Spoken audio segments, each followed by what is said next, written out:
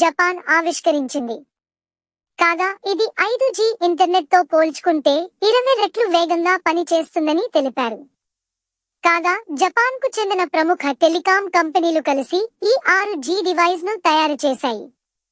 ఈ డివైస్ 300 అడుగుల సరౌండింగ్ ప్రాంతాన్ని మొత్తం కవర్ చేస్తూ యూజర్లకు 6G సేవలను అందించనుంది.